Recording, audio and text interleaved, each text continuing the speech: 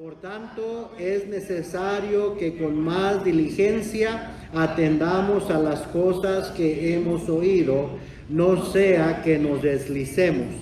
Porque si la palabra dicha por medio de los ángeles fue firme, y toda transgresión y desobediencia recibió justa retribución, ¿cómo escaparemos nosotros si descuidamos una salvación tan grande, la cual, habiendo sido anunciada primeramente por el Señor, nos fue confirmada por los que oyeron, testificando Dios juntamente con ellos, con señales y prodigios y diversos milagros y repartimientos del Espíritu Santo según su voluntad? Voy a predicar sobre el tema cómo y por qué termina deslizándose un cristiano. ¿Cómo y por qué termina deslizándose un cristiano?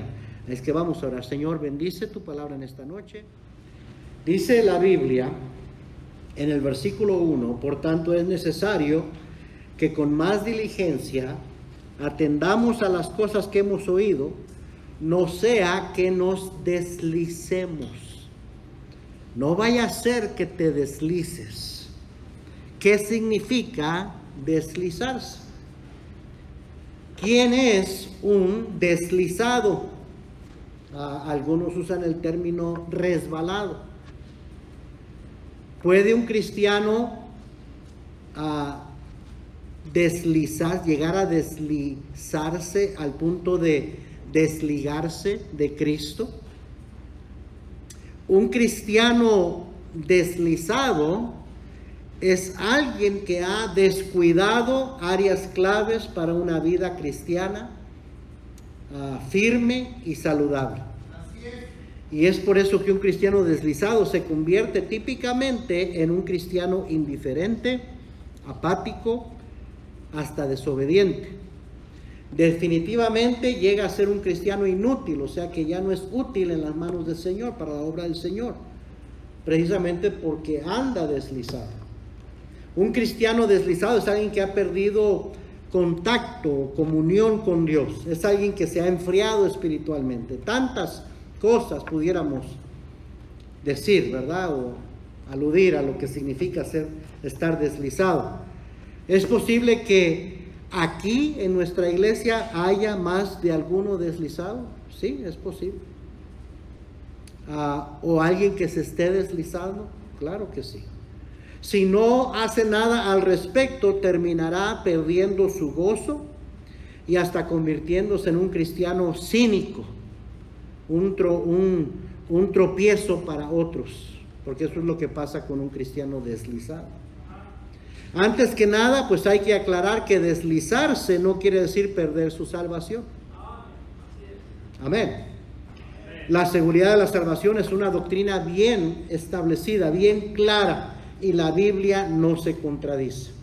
Vamos a ver algunos versículos malentendidos. Uno de ellos es los que acabamos de leer, especialmente el versículo 2 y 3, donde dice: porque si la palabra dicha por medio de los ángeles fue firme, y toda transgresión y desobediencia recibió justa retribución, ¿cómo escaparemos nosotros si descuidamos una salvación tan grande, la cual, habiendo sido anunciada primeramente por el Señor, nos fue confirmada por los que oyeron? Hay algunos que dicen que es una advertencia a que puedes perder tu salvación. Sin embargo, si comparamos eso con lo que dice primero a los Corintios, capítulo 3, vaya conmigo por favor. Recuerde que la Biblia no se contradice. Siempre hay una explicación para todo. Primero a los Corintios, capítulo 3 y versículo, ¿qué dije? Versículo 12. Primero a los Corintios, capítulo 3 y versículo 12.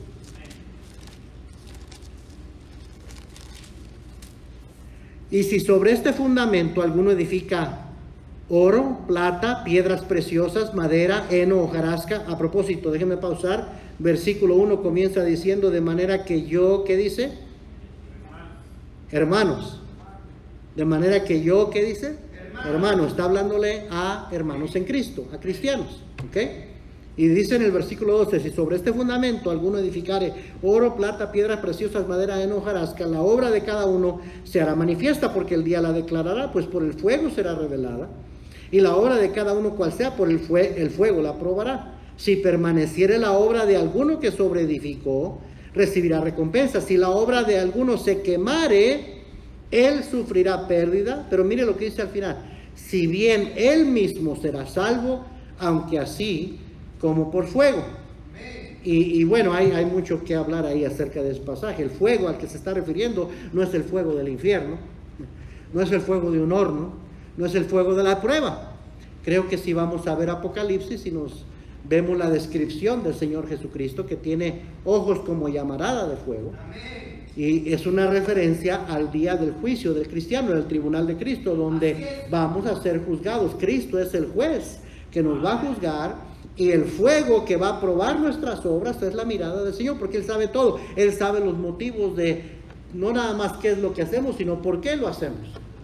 Y dice, si no lo hiciste correctamente, vas a sufrir pérdida. Dice, si bien Él mismo será salvo, aunque así como por fuego. ¿Cuál fuego? La mirada de Cristo. Cristo dijo, mis ovejas oyen mi voz y yo las conozco y me siguen.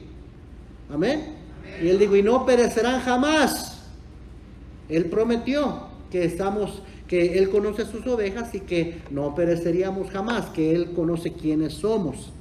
Entonces, aunque un cristiano no haya vivido una vida agradando al Señor, útil al Señor, y sufra pérdida de recompensas, no obstante, él será salvo. Porque la salvación no depende de obras, porque por gracia sois salvos por medio de la fe. Y esto no es de vosotros, es don de Dios, no por obras, para que nadie se gloríe. Amén. Entonces, si no tengo que hacer obras para ser salvo, tampoco las obras me mantienen salvo. Es por la gracia de Dios. Por la gracia de Dios que soy salvo, y por la gracia de Dios que me mantiene salvo. Creemos en la seguridad eterna del creyente. Gálatas 5:4, otro versículo controversial o malentendido, podríamos decir, por algunos. Gálatas 5:4, pues nosotros de Cristo os desligasteis, los que por la ley os justificáis, de la gracia habéis caído. Wow, ¿puede uno caer de la gracia, perder su salvación? Ahí dice, pastor, ahí dice. No, recuerde que no nada más hay que leer el texto, hay que leer el contexto. Ahora, yo creo que el mismo versículo se explica. De Cristo os desligasteis, los que por la ley os justificáis. Quiere decir que si estás confiando en la ley, en las obras de la ley, pues ¿cómo vas a confiar en Cristo? ¿Es una o la otra? ¿Sí o no? Si leemos el contexto desde el versículo 1, nos damos cuenta que el problema aquí es que algunos querían hacer judaizar a los creyentes y estaban enseñando que tenían que volver que tenían que circuncidarse y guardar la ley. Entonces, por eso el apóstol le está diciendo, si te quieres justificar por la ley, entonces no necesitas a Cristo. Así es. De la gracia habéis caído. Se entiende cuando se lee objetivamente el contexto. Amén. También lo que dice Gálatas 2:16, ¿cómo se va a contradecir el mismo apóstol, la misma Biblia? A propósito, las escrituras son inspiradas ¿por quién? Por el Espíritu Santo de Dios, ¿sí o no? Entonces, aunque el escritor fue Pablo, aunque hubo 40 escritores de los 66 libros de la Biblia, hay un solo autor, y ese autor es el Espíritu Santo. Por eso no se contradice. Por eso es que está en perfecta armonía. Gálatas 2:16 claramente dice el apóstol, sabiendo que el hombre no es justificado por las obras de la ley, sino por la fe de Jesucristo. Nosotros también hemos creído en Jesucristo para ser justificados por la fe de Cristo y no por las obras de la ley, por cuanto por las obras de la ley nadie será justificado. Amén. Entonces, el problema con los Gálatas en esa iglesia es que había unos que querían volver al judaísmo y estaban enseñando, y por eso en uno de los versículos dice, un poco de levadura leuda toda la masa. ¿Quién os persuadió? ¿Quién nos, verdad, les estuvo hablando acerca de esto? Porque estaban desviándose, habían comenzado bien, pero estaban terminando mal.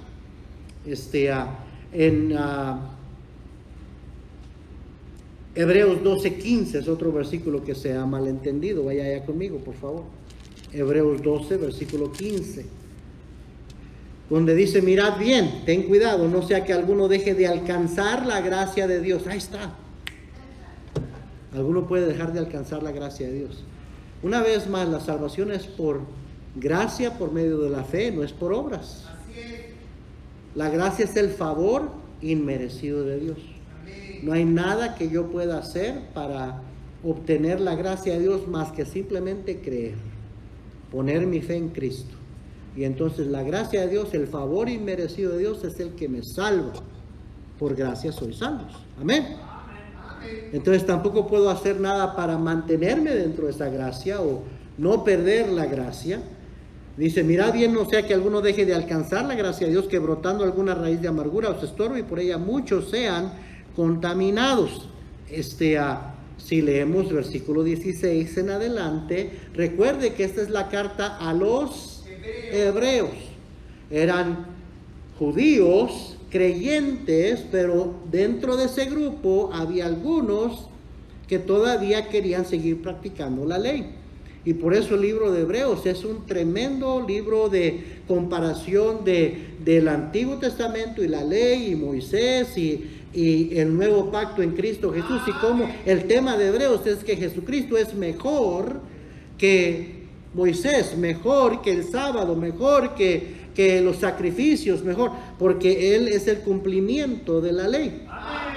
Pero empezamos a leer el versículo 16, no sea que haya algún fornicario profano como Esaú, que por una sola comida vendió su primogenitura, porque ya sabéis que aún después, deseando heredar la bendición, fue desechado y no hubo oportunidad para el arrepentimiento, aunque lo procuró con lágrimas, porque no os habéis acercado al monte que se podía palpar y que ardía en fuego, a la oscuridad, a las tinieblas, a la tempestad, al sonido de la trompeta y a la voz que hablaba, la cual los que la oyeron rogaron que no se les hablase más, porque no podían soportar lo que se ordenaba. Si aún una bestia tocara el monte, será apedreada o pasada con dardo. Y tan terrible era lo que se veía que Moisés dijo, estoy espantado y temblando, sino que os habéis acercado al monte de Sión, a la ciudad del Dios vivo, Jerusalén la celestial, a la compañía de muchos millares de ángeles, a la congregación de los primogénitos que están inscritos en los cielos, a Dios el juez de todo, a los espíritus de los justos hechos perfectos. Me gusta eso. Somos perfectos en Cristo Jesús, amén. A Jesús el mediador de un nuevo pacto y a la sangre rociada que habla mejor que la de Abel. Mirad que no desechéis al que habla, porque si no escaparon aquellos que desecharon al que los amonestaba en la tierra, mucho menos nosotros si desecháramos al que amonesta desde los cielos. Es una advertencia. No deseches ese nuevo pacto, no deseches a Cristo, no lo rechaces, amén. Porque en Cristo está el cumplimiento de la ley.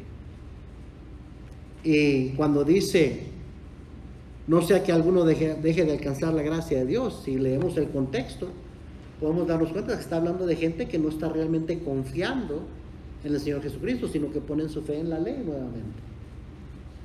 O sea, no puedes creer en una salvación por obras, una salvación por fe, es una o la otra.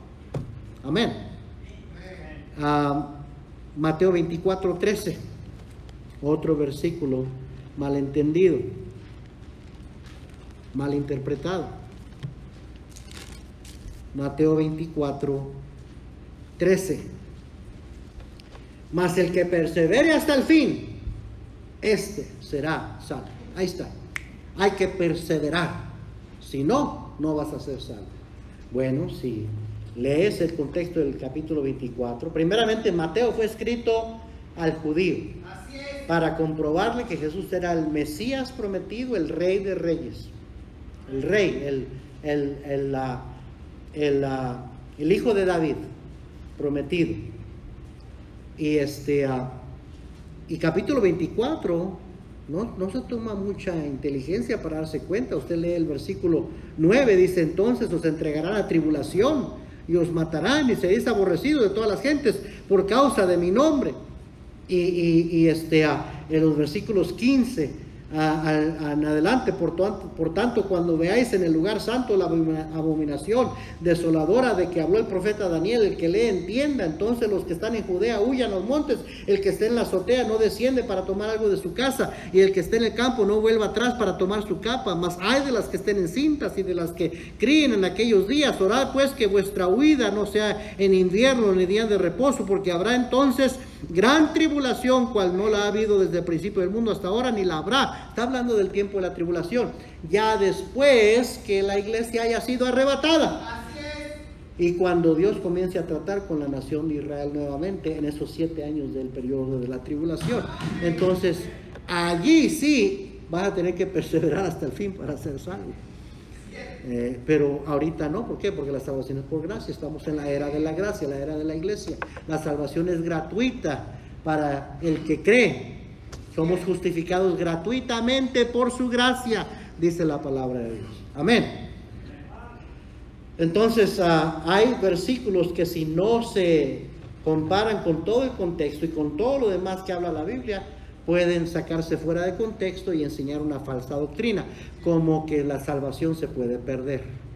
La salvación no se puede perder, porque no es por obras ni depende de nuestras obras. Veamos algunos versículos que hablan de la salvación, de la seguridad de la salvación. Juan 5:24. Juan 5:24.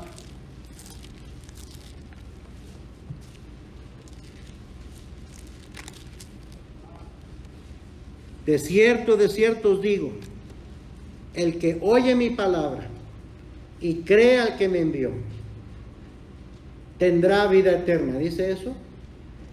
Tiene vida eterna. Y no vendrá a condenación. ¿Cuándo? En el día del juicio. No vendrá a condenación, mas ha pasado de muerte a vida. Eso lo dijo Cristo. Amén. Juan 10, versículo 27. Ahorita estaba citando. Mis ovejas oyen mi voz, y yo las conozco, y me siguen, y yo les doy vida temporal. Mientras no se equivoquen, mientras no fallen, mientras no pequen. No, y yo les doy vida, ¿qué? Eterna. Y no perecerán, ¿cuándo? Jamás.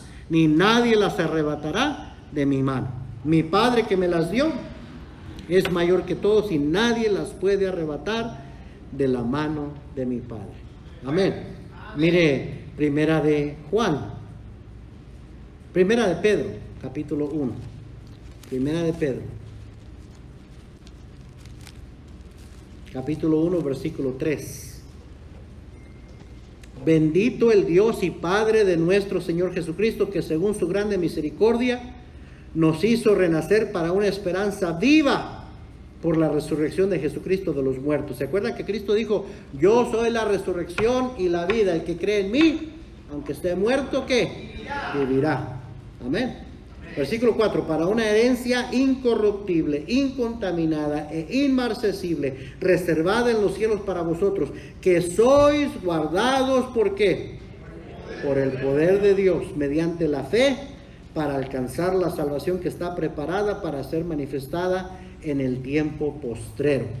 Entonces, hasta el día que el Señor nos llame a su presencia y nos salve por completo de la presencia del pecado. Necesitamos entender que el cristiano, el creyente, ya ha sido salvo de la condenación del pecado. ¿Cuál es la condenación del pecado? El infierno, el lago de fuego. También estamos siendo salvos presentemente del dominio del pecado. Romanos capítulo 6. No reine pues el pecado en vuestro cuerpo mortal. Podemos tener victoria sobre el pecado. Amén. Y seremos salvos completamente cuando Cristo nos llame a su presencia. Dice que este cuerpo corruptible va a transformarse en un cuerpo incorruptible. Amén. Y seremos salvos de la presencia del pecado, porque en el cielo ya no habrá más pecado. Amén. Pero ya somos salvos de la condenación del pecado. La Biblia dice que debemos considerarnos muertos al pecado, para que el pecado no reine en nuestra vida mortal. Y eso tiene que ver con andar en el Espíritu y no andar en la carne, a no darle a la carne lo que le gusta, al viejo hombre que está viciado a las concupiscencias. Amén. Pero dice la Biblia que somos guardados por el poder de Dios. Entonces Dios nunca, dice la Biblia, Jesús dijo en Juan 10 que Dios, estamos en las manos de Dios y nadie nos puede arrebatar de su mano. Amén. Mire, primera de Juan, capítulo 1, capítulo 5, primera de Juan, capítulo 5, versículo 11. Y este es el testimonio, que Dios nos ha dado vida eterna, y esta vida está en su Hijo. No está en nosotros, no está en que nos portemos bien, está en Él. El que tiene al Hijo, tiene la vida. El que no tiene al Hijo de Dios, no tiene la vida. Sencillamente eso es todo. Si usted está en Cristo Jesús, dice Romanos 8:1, ahora pues, ninguna condenación hay para los que están en Cristo Jesús. Si usted tiene a Cristo, usted ha recibido a Cristo. La Biblia dice pero a todos los que le recibieron, a los que creen en su nombre, les dio potestad de ser hechos hijos de Dios. Si usted tiene al Hijo, tiene la vida.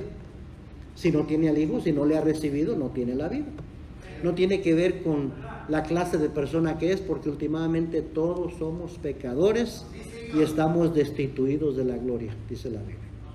Romanos 3:23. ¿Sí o no? Entonces, pero si tenemos al Hijo, por la fe en Él, por su justicia, nosotros somos salvos. Amén. Somos justificados gratuitamente por la fe en Jesucristo.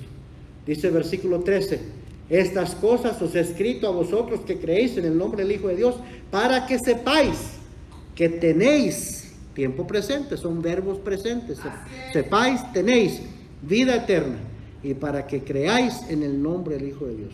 No pierdas tu confianza, no pierdas tu fe, porque Dios va a cumplir su promesa. Jesús dijo, creéis en Dios, creed también en mí. En la casa de mi Padre muchas moradas hay. Si no fuera así, yo os lo hubiera dicho. Voy pues a preparar lugar para vosotros, para que donde yo estoy, vosotros también estéis. Y sabéis a dónde voy, y sabéis el camino. Tomás le dijo, Señor, no sabemos a dónde vas, no sabemos cuál es el camino. Jesús le dijo, yo soy el camino y la verdad y la vida. Nadie viene al Padre sino por mí. Amén.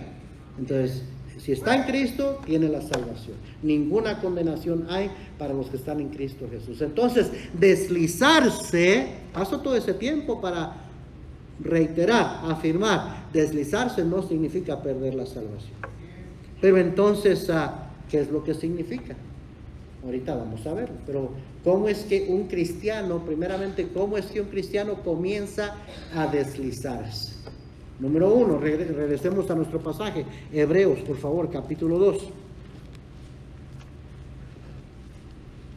¿Cómo es que un cristiano comienza a deslizarse? Número 1, cuando no atiende a las cosas que se le han enseñado. Bien sencillo, no es complicado esto. Es un mensaje, pudiéramos decir, textual. Ahí está en este pasaje. Por tanto, es necesario que con más diligencia atendamos a las cosas que hemos oído, no sea que nos deslicemos. ¿Qué dice Santiago 1, 22 al 25? No vamos a ir por causa de tiempo. Dice que seamos hacedores y no tan solo oidores de la palabra, engañándonos a nosotros mismos. ¿Sí o no? Yo me pregunto cuántas enseñanzas y predicaciones le harán entrado, hermano, hermana, por un oído y le salieron por el otro. Yo me incluyo con usted. ¿Cuántas veces oímos pero no hacemos? Y la Biblia nos ha mandado a ser hacedores, no solamente oidores de la palabra. Y Dios toma cuenta de todo lo que hemos oído y hemos aprendido. No podemos, como decía el domingo, no podemos ya decir que somos ignorantes, que no sabíamos. Antes de ser cristiano, antes de que empezara a aprender la Biblia, a que me enseñaran la palabra de Dios, yo podía decir, pues yo no sabía. Amén. Pero ahora ya no tenemos esa excusa, porque hemos aprendido, porque hemos escuchado muchas enseñanzas, muchas lecciones de escuela dominical, muchas predicaciones, conferencias, retiros de matrimonios, de los hijos, de finanzas, de mayordomía, de misiones, de ganar almas, de servir al Señor, ¿sí o no? Somos responsables de lo que hemos oído. Y por eso dice aquí el Espíritu Santo, la palabra del Señor, es necesario que con más diligencia atendamos. Atender es, hazles caso, ponles atención y ponlas en práctica. Atendamos a las cosas que hemos oído, no sea que nos deslicemos. Empezamos a deslizarnos de nuestra firmeza, de nuestra consistencia, de nuestra fidelidad, cuando desatendemos lo que hemos oído. Amén. Segunda de Pedro 2:21, vaya ahí conmigo, por favor. Segunda de Pedro 2:21.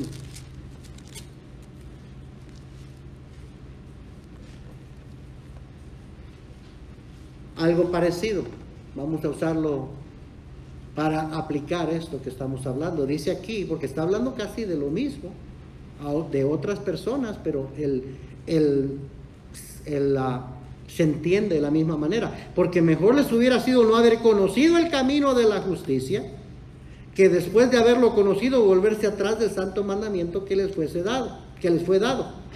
Pero les ha acontecido lo del verdadero proverbio: el perro vuelve a su vómito y la puerca lavada, ¿a dónde? A revolcarse en el cieno. A propósito, así es como Dios ve cuando un cristiano vuelve a la vida anterior, a los pecados de antes otra vez.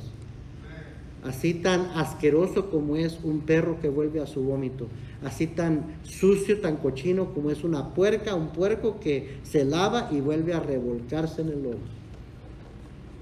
Y la advertencia es: mejor te hubiera sido nunca haber conocido, en el sentido de que Dios va a tratar contigo, porque sí conocías, sí sabías, y dice: ahora Dios te ve como algo repugnante, como algo sucio, con comparación al perro que vuelve a su vómito, la puerca que vuelve al lodo. Amén. Santiago 4:17 dice claramente: y al que sabe hacer lo bueno y no lo hace, le es pecado. Entonces, ¿cómo es que un cristiano comienza a deslizarse? Cuando no atiende a las cosas que se le han enseñado. Cada vez que usted viene a la iglesia a escuchar, tome nota y trate siempre de poner en práctica, atender a lo que ha oído. ¿Sabe por qué? Porque ¿quién más está tomando nota? Dios está tomando nota de lo que usted sabe. Por eso dice la Biblia: si oyes y no haces, te estás engañando a ti mismo, porque a Dios no lo engañas. No vas a poder decir: yo no sabía. Sí sabías. Amén, hermano. Número 2, ¿cómo es que alguien comienza a deslizarse? Versículo 12, estamos en Hebreos. Creo que ahí me voy a tener que quedar. Hebreos capítulo 2, versículo 2. Porque si la palabra dicha por medio de los ángeles fue firme, y toda transgresión y, ¿qué dice ahí? Desobediencia recibió justa retribución, ¿cómo escaparemos nosotros? Bueno, siguiente versículo, pero dice: si la palabra dicha por medio de los ángeles fue firme, y toda transgresión es pecado, y desobediencia, la desobediencia es pecado también, recibió justa retribución. ¿Sabe cuándo es que un cristiano comienza a deslizarse? Cuando no confiesa pecados. Cuando no se arrepiente, cuando no confiesa pecado. Porque ¿sabe qué? Todos pecamos todos los días. Amén. ¿Qué pasa cuando un cristiano peca? ¿Pierde su salvación? No. ¿Qué es lo que pierde entonces? Primera de Juan, vamos a ir bien rápido. Primera de Juan 1, versículo 5. Este es el mensaje que hemos oído de él y os anunciamos. Dios es luz y no hay ningunas tinieblas en él. Si decimos que tenemos comunión con él y andamos en tinieblas, mentimos, y no practicamos la verdad. Pero si andamos en luz, como él está en luz, tenemos comunión unos con otros, y la sangre de Jesucristo, su Hijo, nos limpia de todo pecado. A propósito, la sangre de Jesucristo nos limpió en el momento que usted aceptó a Cristo como Salvador, y le continúa limpiando. Nos limpia, es un verbo presente activo. Continúa limpiándonos. Es eficaz, por eso cantamos ese himno, ¿verdad? Precioso es el raudal que limpia todo mal. No hay otro manantial, solo de Jesús la sangre. Nos limpia de todo pecado. Si decimos que no tenemos pecado, nos engañamos a nosotros mismos y la verdad no está en nosotros. Si confesamos nuestros pecados, Él es fiel y justo para perdonar nuestros pecados y limpiarnos de toda maldad. El problema nunca es que haya un pecado tan sucio, tan feo, tan malo que Dios no pueda perdonar, ¿no? La sangre de Jesucristo, su Hijo, tiene poder para limpiar cualquier pecado, todo pecado. Pero la clave es que hay que confesar. Versículo 10, si decimos que no hemos pecado, le hacemos a Él mentiroso y su palabra no está en nosotros. Cada vez que hay cristianos que niegan que hay algo malo en sus vidas, que no han pecado, dicen que han pecado, o sea, como que si todo está bien, lo que están diciendo es que Él es mentiroso. Usted es un santo al punto de que no ha pecado el día de hoy. Entonces no tiene nada que arreglar con Dios. No, se le está haciendo al mentiroso, porque la Biblia dice claramente que todos somos pecadores y todos pecamos todos los días, porque somos pecadores, ¿sí o no?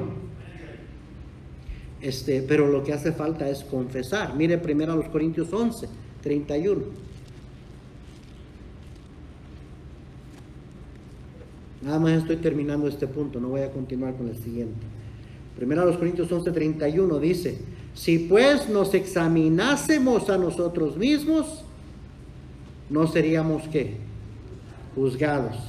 Mas siendo juzgados somos castigados por el Señor para que no seamos condenados con el mundo. Dios hace diferencia entre los hijos de Dios y los que no son hijos de Dios. El Hijo de Dios ha sido justificado. Le acabamos de citar Romanos 8:1. Ahora pues ninguna condenación hay para los que están en Cristo Jesús.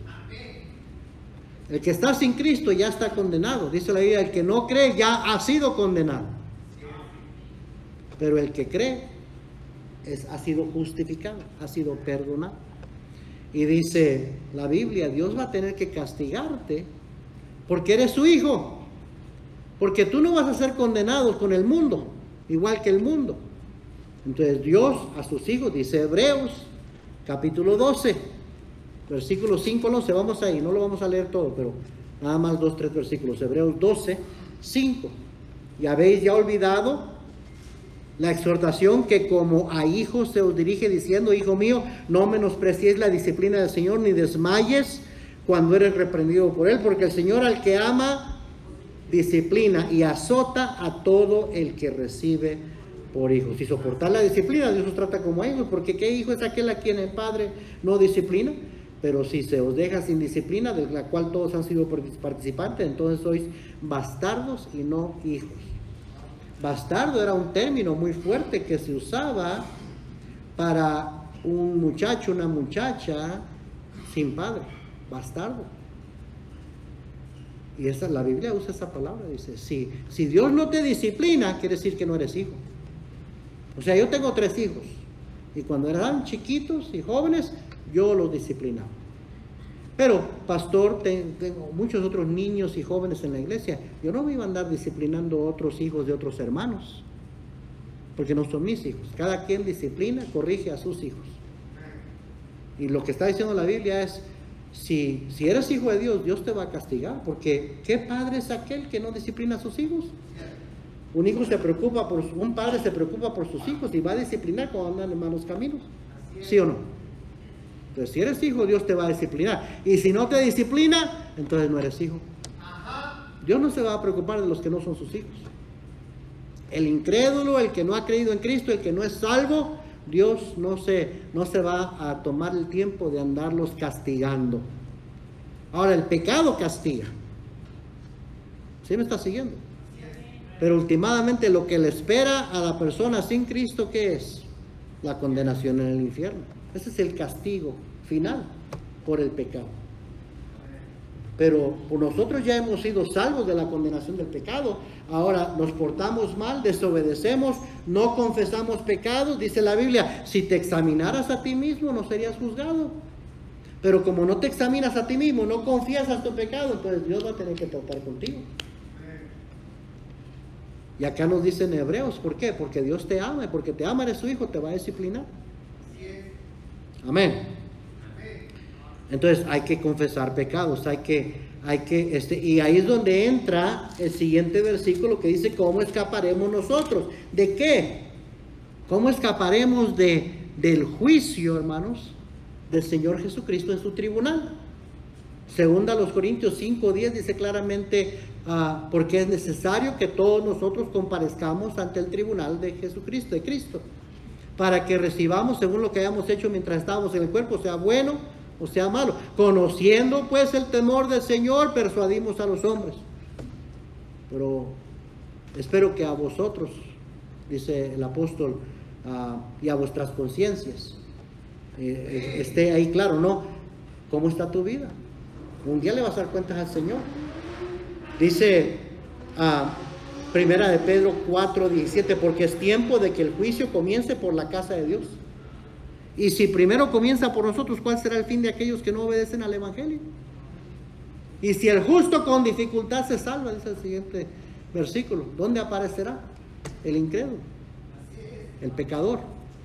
Entonces, hay dos juicios. El juicio final, Apocalipsis capítulo 20, para aquellos que resuciten en la segunda resurrección, que no creyeron en Cristo, donde van a ser lanzados al lago de fuego. Pero hay un tribunal de Cristo, hay un juicio para el creyente, y es por eso que debemos de ser obedientes, debemos de confesar pecados, arreglar cuentas con el Señor, porque aunque no perdemos la salvación, perdemos la comunión con Dios.